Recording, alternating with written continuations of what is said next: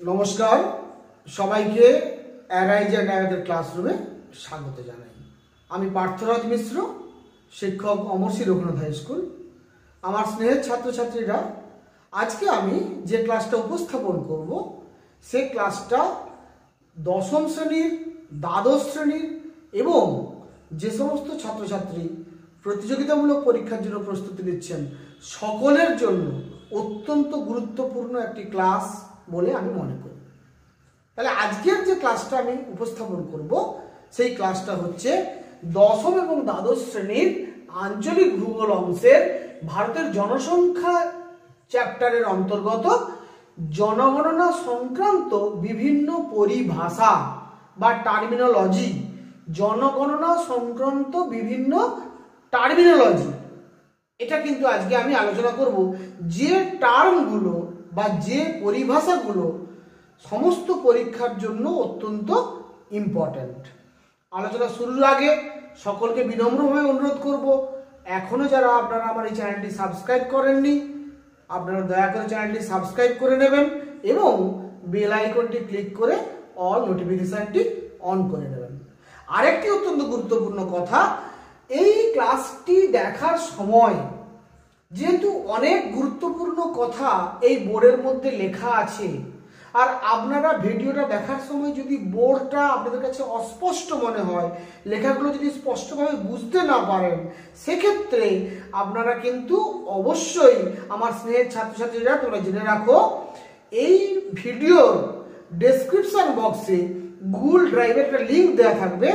সেই গুগল ড্রাইভের লিঙ্কটাকে তোমরা ক্লিক করলে এই বোর্ডের একটা ছবি তোমরা পেয়ে যাবে এবং সেখানে ছবিটাকে তোমরা জুম করে বোর্ডের সমস্ত লেখাগুলোকে স্পষ্টভাবে দেখতে পাবে।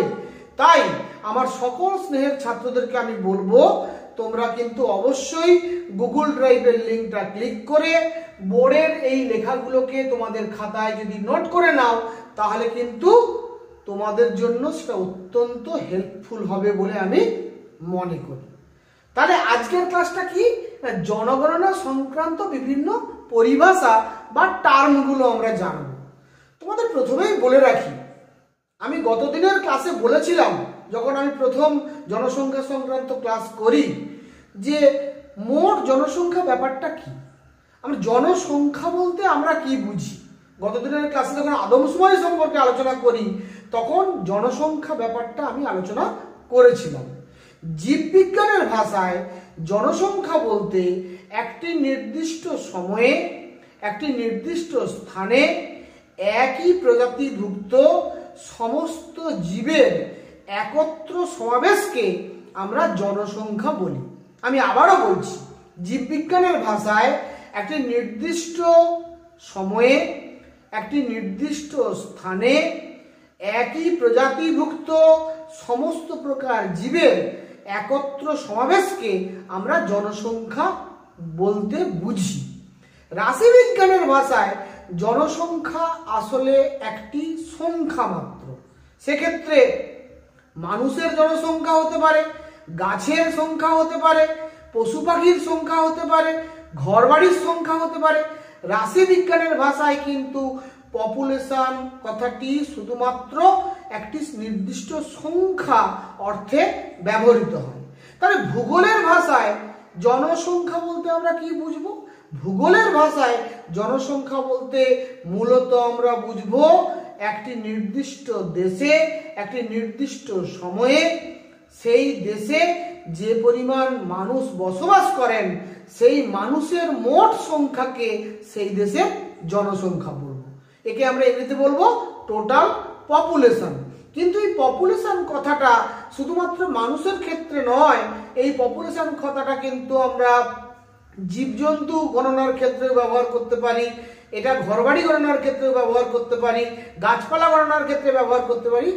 রাশিবিজ্ঞানের দিক থেকে যদি আমরা ব্যাপারটাকে ভাবি, তাহলে নিশ্চিতভাবে এখানে বুঝতে পারছো, ভূগোলের ক্ষেত্রে টোটাল পপুলেশন বা মোট জনসংখ্যা বলতে একটি নির্দিষ্ট দেশের বা একটি নির্দিষ্ট রাজ্যের বা একটি নির্দিষ্ট জেলার বা একটি নির্দিষ্ট ভূখণ্ডের একটি নির্দিষ্ট সময়ে সেখানে যত সংখ্যক মোট মানুষ বসবাস করেন তাকেই সেখানকার মোট জনসংখ্যা বলা হয়। কিন্তু মোট জনসংখ্যাটা দেখে আমরা সেই দেশটা সম্পর্কে বা সেই রাজ্যটা সম্পর্কে কিন্তু একটা স্পষ্ট আর্থসামাজিক চিত্র বুঝতে পারবো না। যদি আর্থসামাজিক চিত্রটাকে আমাদের স্পষ্টভাবে বুঝতে হয় তাহলে কিন্তু আমাদের আরেকটি কনসেপ্ট নিয়ে ভাবতে হবে। সেই দ্বিতীয় যে কনসেপ্ট, যেটা আমরা আর্থসামাজিক অবস্থাটাকে মোটামুটিভাবে বিচার করার জন্য দ্বিতীয় যে পরিভাষাটাকে ব্যবহার করি, তার নাম হচ্ছে জনঘনত্ব, পপুলেশন ডেনসিটি। আগেরটা বলেছিলাম টোটাল পপুলেশন, এটার নাম হচ্ছে পপুলেশন ডেনসিটি, বাংলায় বলছি জনঘনত্ব। এই জনঘনত্ব আমরা কাকে বলবো? জনঘনত্বের সংজ্ঞা কি?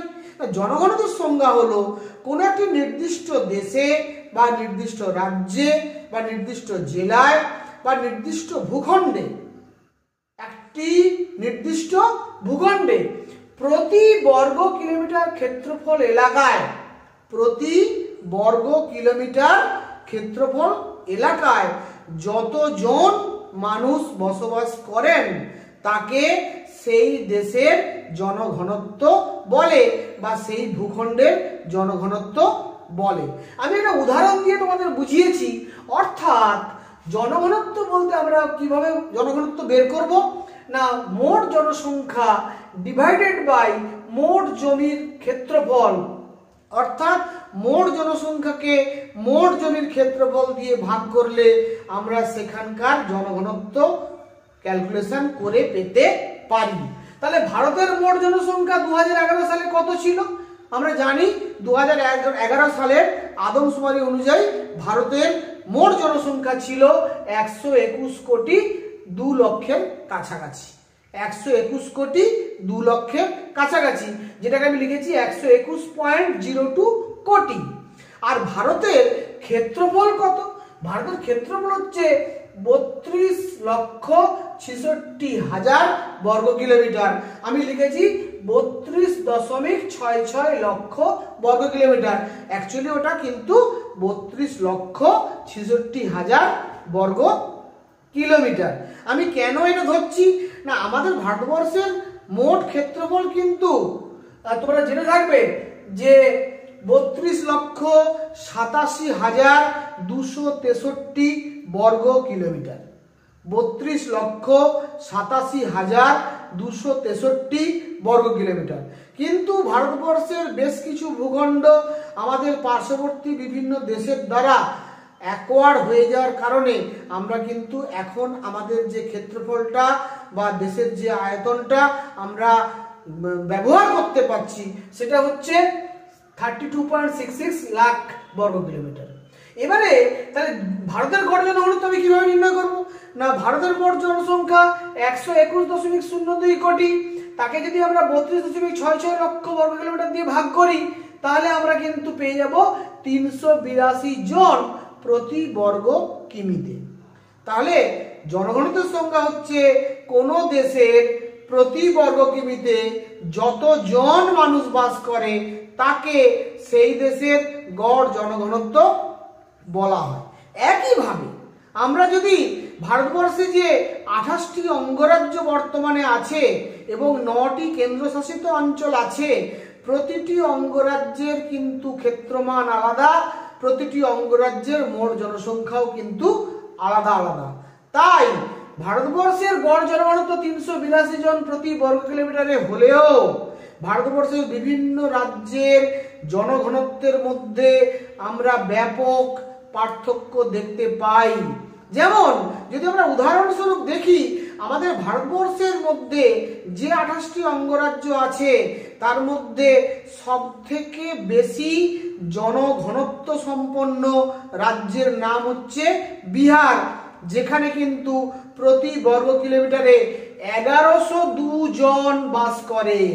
তাহলে বিহার হচ্ছে জনঘনত্বের বিচারে ভারতবর্ষের মধ্যে প্রথম স্থান দখল করে আছে, যেটা মোটেই কিন্তু সেই রাজ্যের জন্য ভালো লক্ষণ নয়। জনঘনত্ব খুব বেশি হওয়া মানে সেই রাজ্যের আর্থসামাজিক অবস্থা আমরা ভালো সেটা বলতে পারবো না। একইভাবে দ্বিতীয় জনঘনত্ব সম্পন্ন রাজ্যের নাম পশ্চিমবঙ্গ, যেখানে 1029 জন প্রতি বর্গ কিলোমিটারে বাস করে। তৃতীয় জনঘনত্ব সম্পন্ন রাজ্যের নাম হচ্ছে কেরালা, যেখানে 860 জন প্রতি বর্গ কিলোমিটারে বাস করে 2011 সালের আদমশুমারি অনুযায়ী। তাহলে দেখো, ভারতের গড় জনঘনত্ব যেখানে 382 জন প্রতি বর্গ কিমিতে, সেখানে কিন্তু বিভিন্ন রাজ্যের জনঘনত্ব কিন্তু পাল্টে যাচ্ছে। আবার ভারতবর্ষেরই আরেকটি অঙ্গরাজ্য অরুণাচল প্রদেশ, যেটা কিন্তু জনঘনত্বের বিচারে সব থেকে কম মানুষ সেখানে বাস করে। 2011 সেন্সাস অনুযায়ী প্রতি বর্গ কিমিতে অরুণাচল প্রদেশে মাত্র 17 জন লোক বাস করে। ফলে কোথায় বিহারে বাস করছে 1102 জন প্রতি বর্গ কিলোমিটারে, আবার কোথায় অরুণাচল প্রদেশে বাস করছে 17 জন প্রতি বর্গ কিলোমিটারে। এখান থেকে নিশ্চয়ই তোমরা বুঝতে পারছো যে ভারতবর্ষের গড় জনঘনত্ব 382 জন হলেও ভারতবর্ষের বিভিন্ন প্রান্তে বিভিন্ন রাজ্যে মোট আয়তন এবং জনসংখ্যার পার্থক্য হওয়ার জন্য প্রত্যেক রাজ্যের জনঘনত্ব আলাদা আলাদা। একইভাবে প্রত্যেক জেলারও জনঘনত্ব আলাদা আলাদা, কারণ প্রত্যেক জেলার আয়তন এবং জনসংখ্যা কিন্তু ডিফারেন্ট। তাহলে জনঘনত্ব ব্যাপারটা বুঝতে পেরেছো?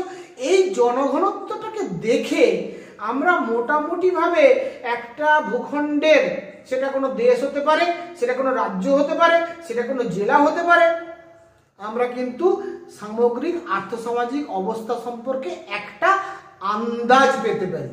এটাও যে একেবারে খুব সুন্দর একটা পরিপূর্ণ ভাবে আমরা আর্থসামাজিক অবস্থাকে বিচার করতে পারবো তা কিন্তু নয়, কিন্তু জনঘনত্ব দেখে আমরা কিন্তু সেই ভূখণ্ডটির সামগ্রিক আর্থসামাজিক অবস্থা সম্পর্কে একটা সাধারণ ধারণা লাভ করতে পারি।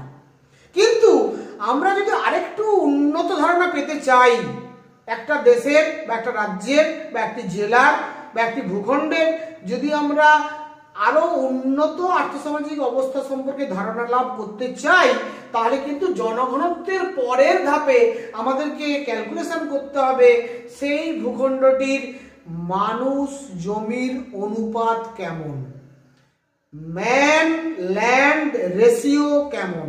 মানুষ জমির অনুপাতটা জনঘনত্বের থেকে better idea, comparatively better idea, যেখান থেকে একটি ভূখণ্ড সম্পর্কে আমরা আরেকটু ভালোভাবে আর্থসামাজিক অবস্থা বিবেচনা করতে পারি।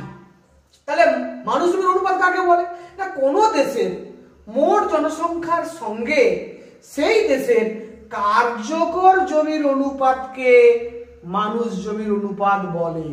আবার ভালো করে খেয়াল করো, কোনো দেশের মোট জনসংখ্যার সঙ্গে সেই দেশের কার্যকর জমির অনুপাতকে আমরা মানুষ জমির অনুপাত বলি। এখন কার্যকর জমি বলতে আমরা কি বুঝি? এই যে কার্যকর জমি কথাটা ব্যবহার করছি, এর অর্থ হচ্ছে ভারতবর্ষে তো আমরা দেখলাম ভারতবর্ষের মোট আয়তন 32,87,263 বর্গ কিলোমিটার। তার মধ্যে কিছুটা স্থান ইতিমধ্যেই পাকিস্তানের দ্বারা আমরা অনেকটা অ্যাকোয়ার হয়ে আছে, চীনও বেশ কিছু জায়গা ভূখণ্ড অ্যাকোয়ার করে নিয়েছে। ফলে ভারতবর্ষে আপাতত কিন্তু ভূখণ্ড কমে গেছে, তাই আমি ধরেছিলাম 32,66,000 বর্গ কিলোমিটার। কিন্তু এই যে 32,66,000 বর্গ কিলোমিটার স্থান, এটাই কিন্তু ভারতবর্ষের কার্যকর জমি নয়, কারণ এর মধ্যে পার্বত্য অঞ্চল আছে, এর মধ্যে মরুভূমি অঞ্চল আছে, এর মধ্যে প্রচন্ড বরফাবৃত অঞ্চল আছে, এর মধ্যে প্রচন্ড এমন পতিত জায়গা আছে যেখান থেকে কোনরূপ সম্পদ উৎপাদন করা সম্ভব হয় না। তবে যে জমিটাকে আমরা কোনরূপ সম্পদ উৎপাদনের কাজে ব্যবহার করতে পারি না, সেই জমিটা কিন্তু আসলে থেকেও আমাদের কাছে নেই।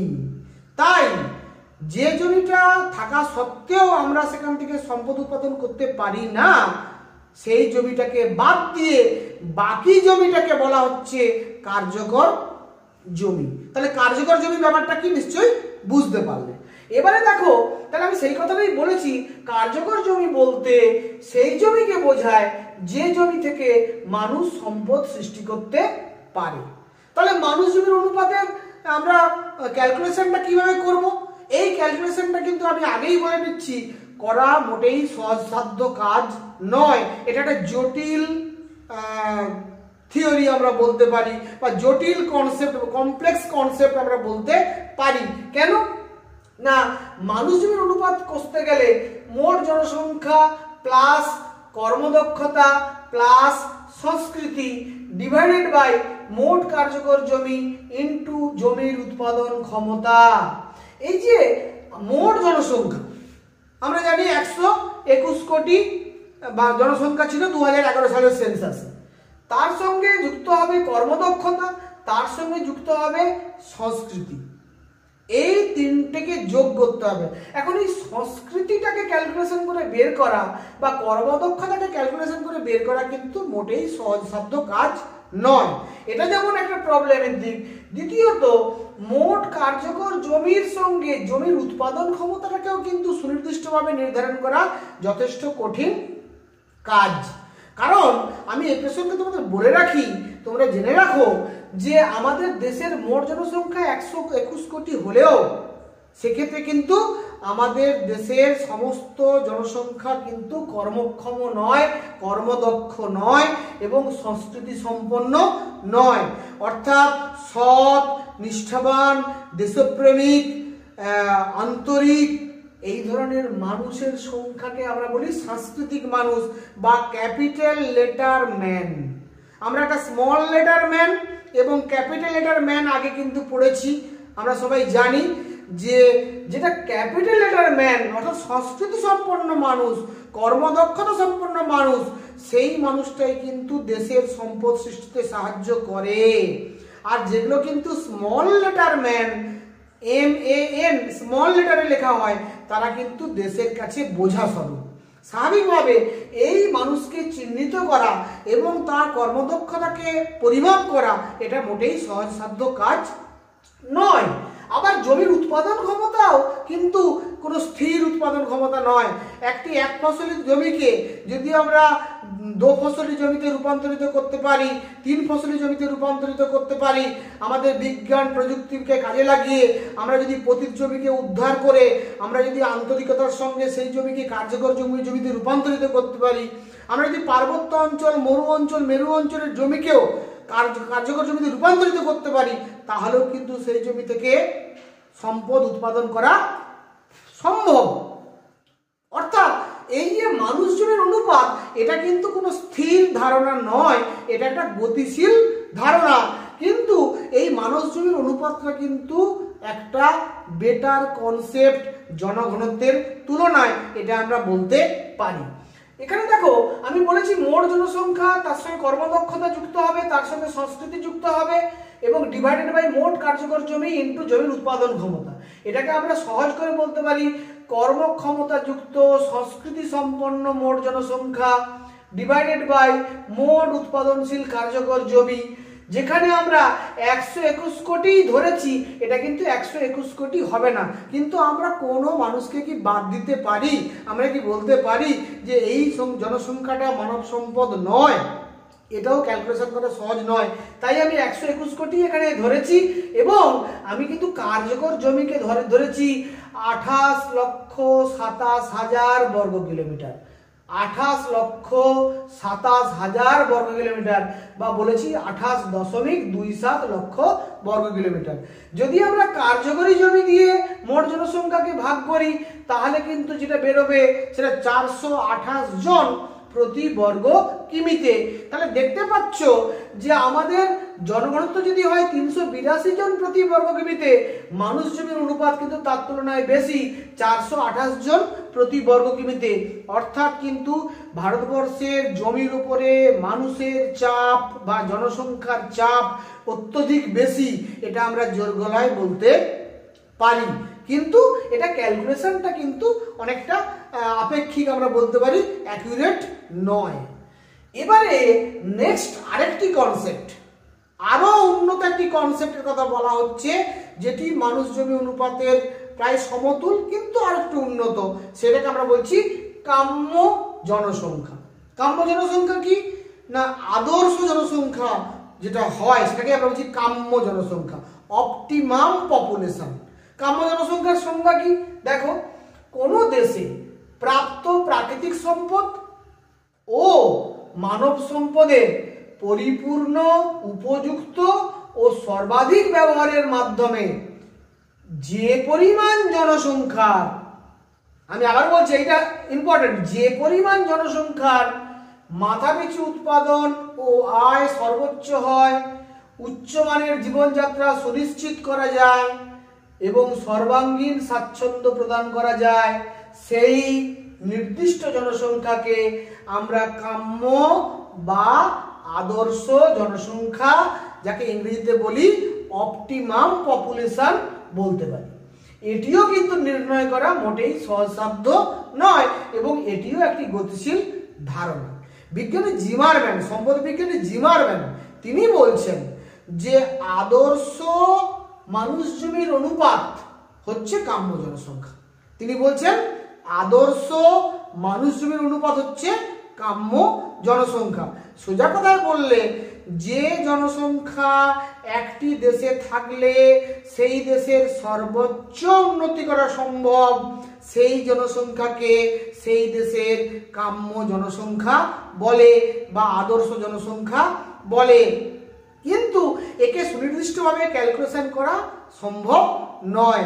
আমি আবারও বলছি, কোনো দেশের যে জনসংখ্যা থাকলে সেই দেশের সর্বোচ্চ উন্নতি হওয়া সম্ভব, সেই জনসংখ্যাকে সেই দেশের কাম্য জনসংখ্যা বা আদর্শ জনসংখ্যা বলে। তাহলে এর পরের যে বিষয়টা আসছে, যে পরিভাষাটা আমরা জানবো এরপরে, তার নাম হচ্ছে জনাকীর্ণতা। জনাকীর্ণতাকে আমরা ইংরেজিতে বলবো ওভার পপুলেশন। জনাকীর্ণতার নাম কি? ওভার পপুলেশন বা জনাধিক্য। জনাধিক্য বা জনাকীর্ণতা, এই বাংলা টার্মটাকে খেয়াল করলে বুঝতে পারবে জনসংখ্যা খুব বেশি এরকম একটা অর্থ প্রকাশ করছে। তাহলে জনাকীর্ণতার সংজ্ঞা কি হবে?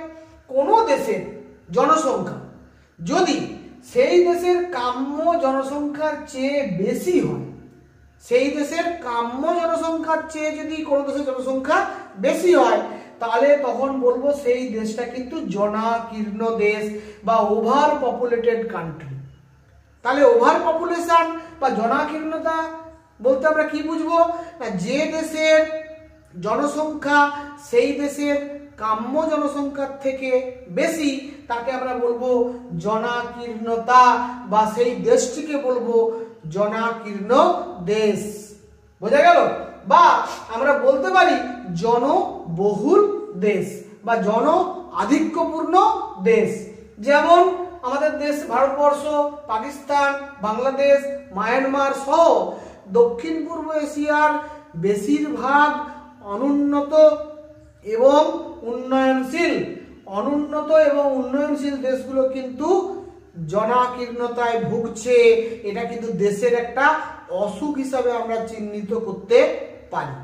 এর পরের যে টার্মটা আমরা জানবো তার নাম হচ্ছে জনবিরলতা। জনবিরলতা কাকে বলবো?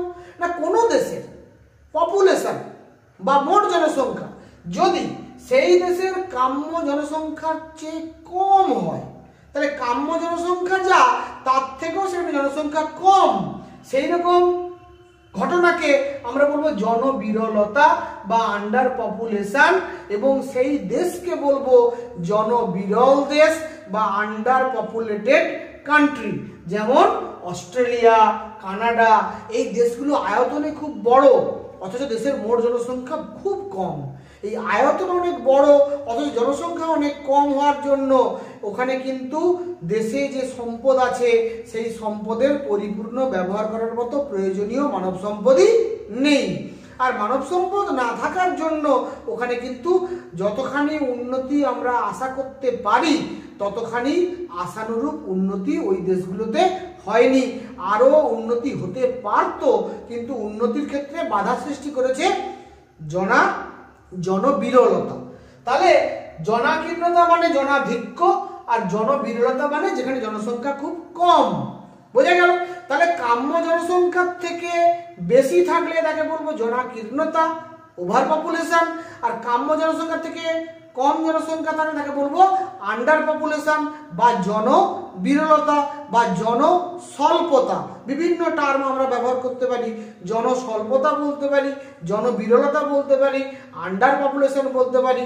তাহলে কাম্য জনসংখ্যা হচ্ছে এমন একটা জনসংখ্যা যেটা হচ্ছে জনাকীর্ণতা এবং জনবিরলতার ঠিক মাঝখানে অবস্থান করছে, সেটাকেই আমরা বলছি কাম্য জনসংখ্যা, সেটাকেই আমরা বলছি আদর্শ জনসংখ্যা। নিশ্চয়ই তোমাদের আর বুঝতে অসুবিধে থাকার কথা নয়। এবারে চলে আসছি শেষ এবং অত্যন্ত গুরুত্বপূর্ণ আরেকটি টার্ম, যার নাম হচ্ছে ধারণযোগ্য উন্নয়ন। ধারণযোগ্য উন্নয়নকে ইংরেজিতে আমরা বলি সাস্টেনেবল ডেভেলপমেন্ট। সেটার সংজ্ঞা কি? না, যে উন্নয়ন ভবিষ্যৎ প্রজন্মের প্রয়োজন মেটানোর জন্য, ভেরি ইম্পর্টেন্ট, ভবিষ্যৎ প্রজন্মের প্রয়োজন মেটানোর জন্য সম্পদের ভান্ডারকে অটুট রেখে, আমাদের দেশের সম্পদের ভান্ডারকে অটুট রেখে বর্তমান প্রজন্মের চাহিদা মেটাতে সক্ষম, বর্তমান প্রজন্মের চাহিদা মেটাতে সক্ষম, সেই উন্নয়নকেই আমরা বলবো ধারণযোগ্য উন্নয়ন বা সাস্টেনেবল ডেভেলপমেন্ট। খুব কঠিন একটা বিষয়। চিন্তা করে দেখো, আমাদের দেশে যত জনসংখ্যা বাড়বে তত জমির উপরে চাপ বাড়বে, তত সম্পদের উপরে চাপ বাড়বে, তত কিন্তু সম্পদের উপর চাপ বাড়ার পাশাপাশি একটা সময় পরিবেশ দূষণের পরিমাণও বাড়বে এবং তার ফলে কিন্তু ঘুরপথে আমাদের দেশে বিভিন্ন প্রকার সমস্যা দেখা দেবে। দারিদ্র, ক্ষুধা, অনাহার, বিভিন্ন ধরনের সমস্যা দেখা দেবে।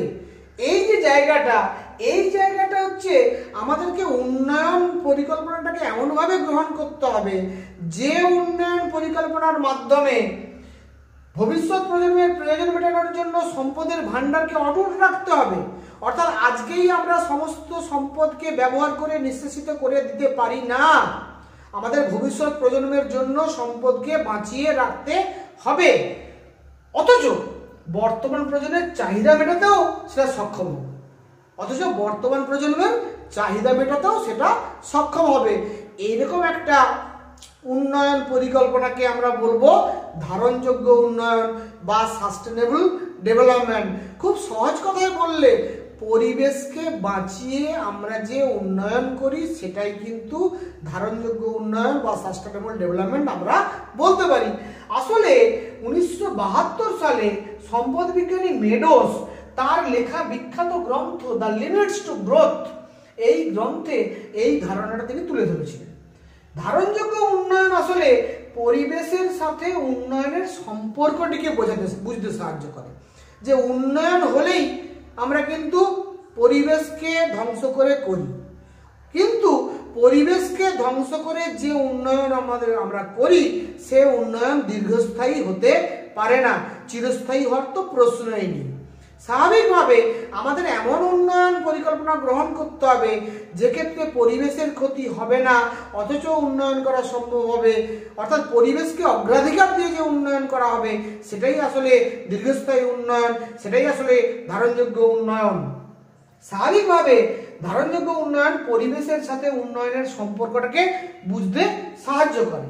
তাহলে এই ধারণা রূপায়ণে আমাদের কি কি করতে হবে, আমাদের কর্তব্য কি, আমরা কি কি করব? আমাদের কর্তব্য হচ্ছে অপুনর্ভব সম্পদের ব্যবহার হ্রাস করতে হবে। অপুনর্ভব সম্পদ কোনগুলো?